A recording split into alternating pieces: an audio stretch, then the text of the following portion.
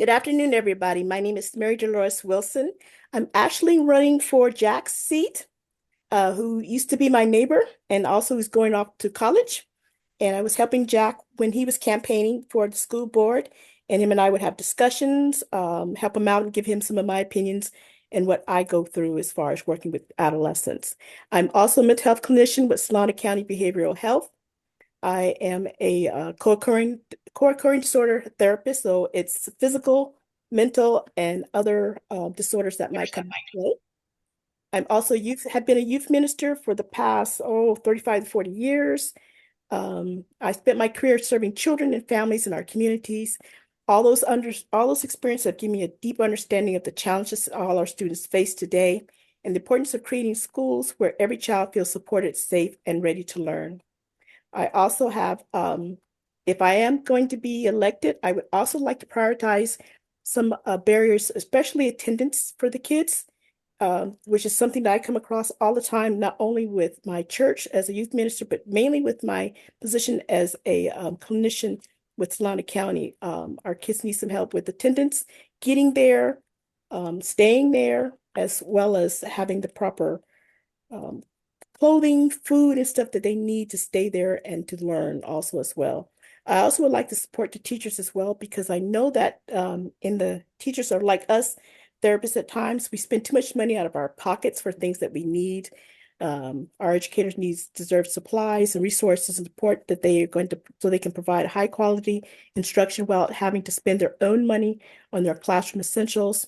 And also for us to be investing into our teachers and also invest into our students. I want to invest in them because that's what happened with me. Majority of my teachers, all the way from grade school all the way up to college, my teachers invested in me.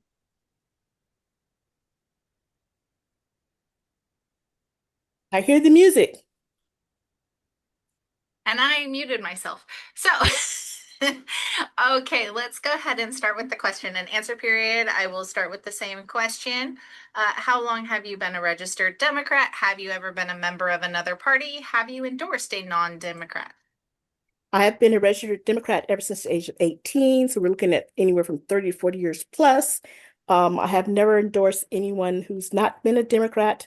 I have, what was the other one there? I'm Well, sorry. if you've been a Democrat since 18, you've never been another party. Right, So, that's it. Never been and never will be. Thank you. okay. What do you think the biggest challenge for FSUSD will be in the coming 4 years? Besides funding, I think the biggest is the teacher shortage. I didn't realize there's not enough teachers.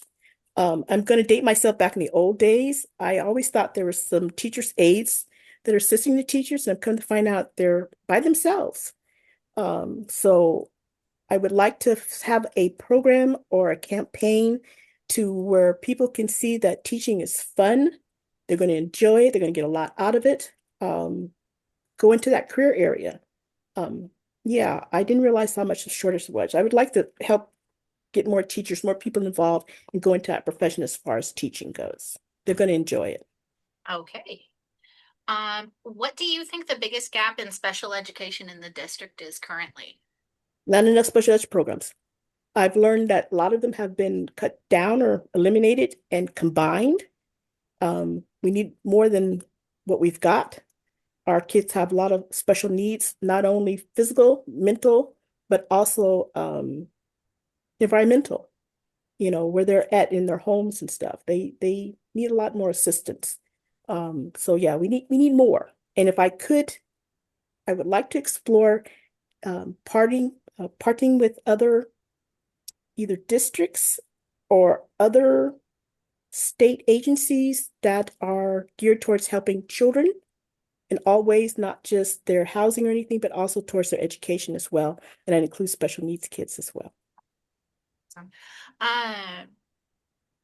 how would you help support students with behavioral issues? How I have supported students with behavioral issues is the fact that I work with the schools. Actually, I go into some of the schools. I'm very grateful and that they allow me to come in and do services there.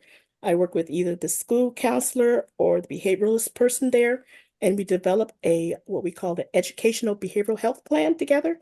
And I've also gone and tended 504 plans and IEP programs as well. But basically, for us to partner together, develop a plan to where the kids, not only their academics are supported, but their mental health, behavioral needs are also supported either by us or that we help the school staff to help support those individuals who be doing that work at that particular school level as well. But yeah, I do that on a regular basis, on a daily basis. But also, I love partnering though with the other behavioralists and other schools who are into mental health specialists that are there. I think that's just wonderful that we work together along the lines there. Okay. What would you do to address the unhoused student situation?